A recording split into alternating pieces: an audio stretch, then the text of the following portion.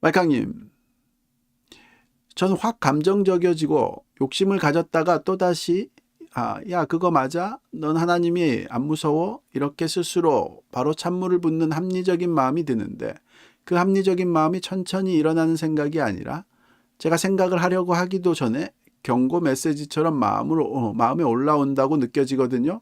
그런 점에서 저를 지켜주시는 하나님의 마음을 느끼는 순간이 아닐까 생각해 보게 돼요. 예?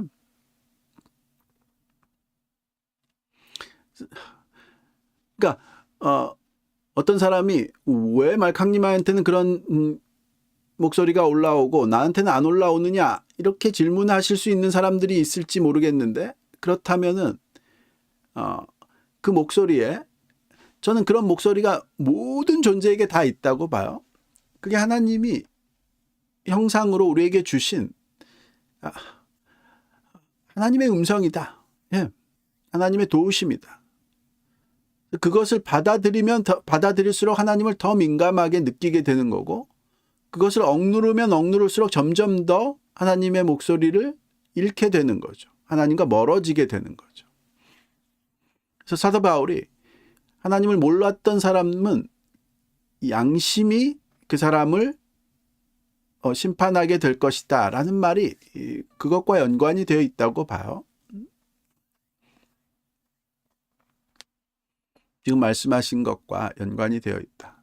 또 이런 부분들을 하나님의 존재와 연결시켜서 생각한다면 이 양심의 목소리가 하나님의 존재를 증거하는 아주 대표적인 증거다, 에비던스다, 하나님의 존재의 증거다라고 할 수 있다고 봐요. 인간이 갖고 있는 양심의 목소리.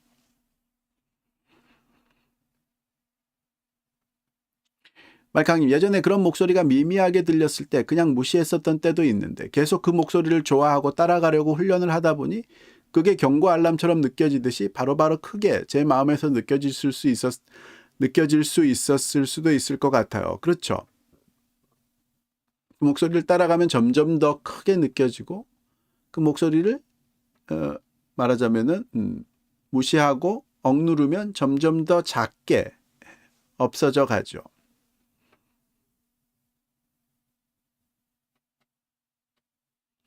근데 제가 어리석은 게 그 마음의 목소리가 제 목소리로 들리니까 사탄의 마음도 하나님의 마음도 다 나라고 착각하고 계속 믿고 또 힘들어지면 그제야 분별을 해요. 그렇죠. 그 목소리가 사실 네 목소리야, 너야 라고 하는 목소리가 있는 거죠. 그게 사탄의 목소리라고 봐요. 예.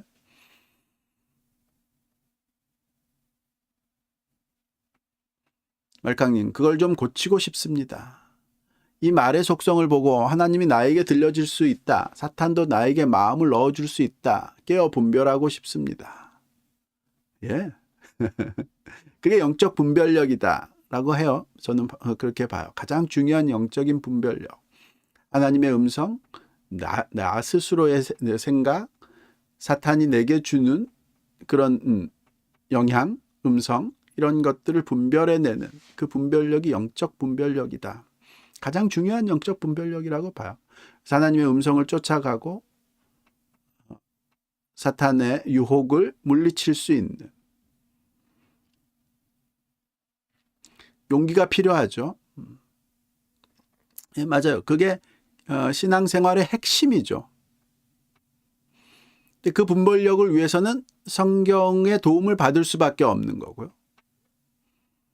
이게 정말 하나님의 음성일까 아닐까를 판단할 수 있는 가이드라인이 성경인 거죠. 작가님, 느낌으로 판단하려면 하나님의 목소리가 더 단호해서 나쁘게 느껴질 수도 있고 사탄의 목소리가 일반적인 대중을 대변하는 좋은 메시지인 양 들리기도 하는데 그렇죠. 아주 이 부분 이런 판단을 할 수 있는 게 지혜라고 봐요. 이런 판단을 대부분 못하죠. 이성으로 잘 생각하고 판단해 보아야 분별력이 쌓이는 것 같아요. 그렇죠. 그래서 논리를 믿어야 된다. 논리라는 것이 하나님의 속성이라는 것을 믿어야 된다라고 봐요. 그래서 이성적으로 분별한다는 것이 자신이 떠오르는 직관적인 생각이 정말로 하나님이 주시는 옳은 진짜 진리인지 아닌지를 논리적으로 분별하고 판단해 가는 거죠. 그래서 논리를 적용해서 자신의 직관을 이그잼 하는 거, 그거가 분별력, 영적 분별력의 핵심 중에 하나이고, 신기하게도 그래서 unexamined life, 그렇게 해보지 않은, 논리를 통해서 자신의 직관을 분별해보지 않은 그런 삶은 살 가치가 없다라고 소크라테스라는 사람이 이야기했다는 거가 굉장히 놀라운, 그런 면에서 소크라테스 같은 사람이 제가 보기에는 양심에, 예수의 이름을 들어보진 못했지만 그 양심에 따라서 하나님이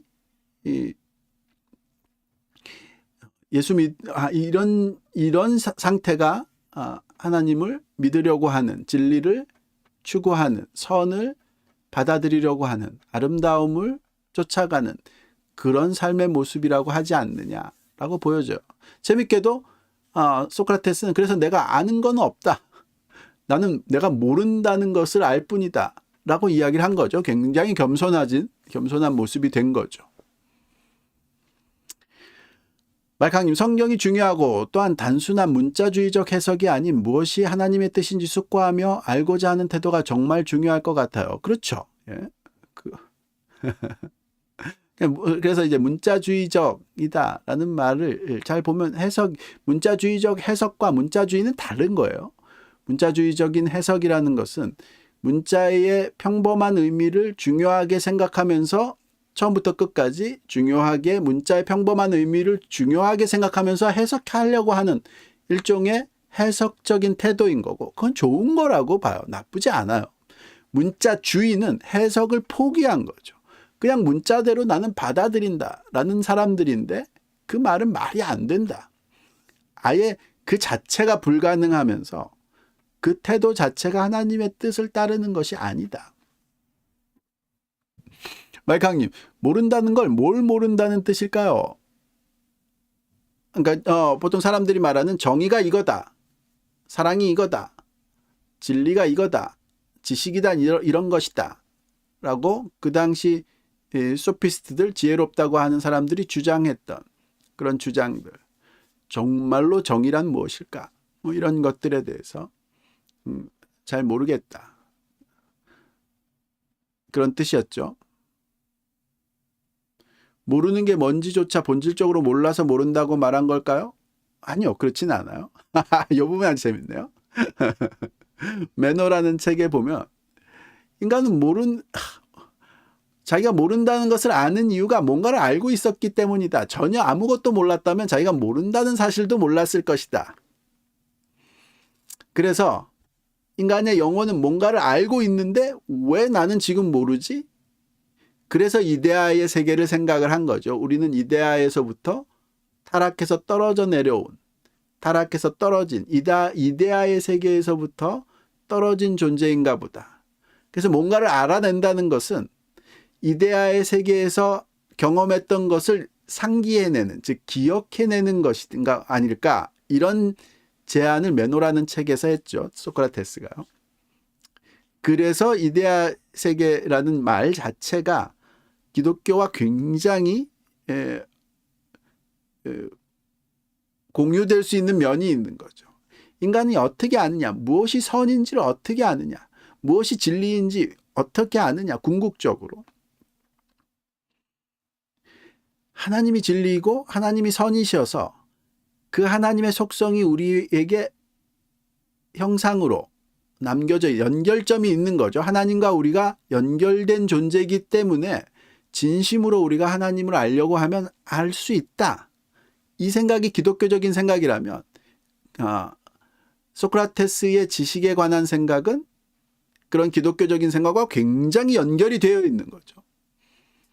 지금 말캉님이 질문하신 대로 소크라테스는 정말 인간이 아무것도 모른다면 모른다는 사실 자체도 몰랐을 것이다.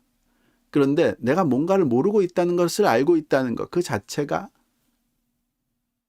뭔가에 대해서 진리에 대해서 경험한 적이 있는 거 아닐까, 이런 생각을 했죠.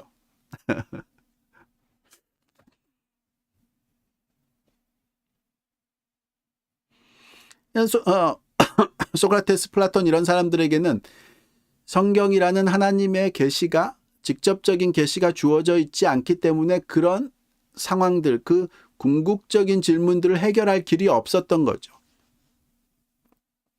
말캉님, 멋진 직관이네요. 소크라테스의. 예.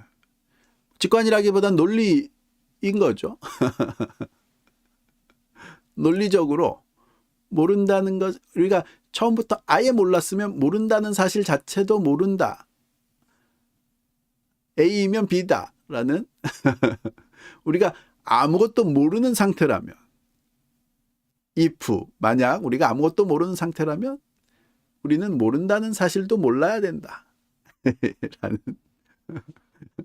논리인 거죠. 그런데 우리는 모른다는 사실을 안다.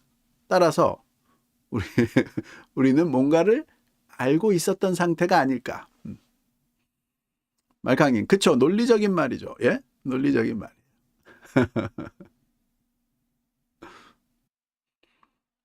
이제 이런 식의 논리들을 현대인들은 말장난으로 치부하는 경우가 많죠.